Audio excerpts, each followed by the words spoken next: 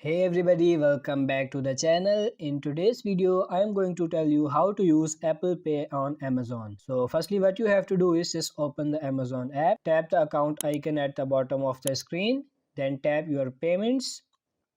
In the wallet, tap plus add. It's a small text to the right of cards and accounts.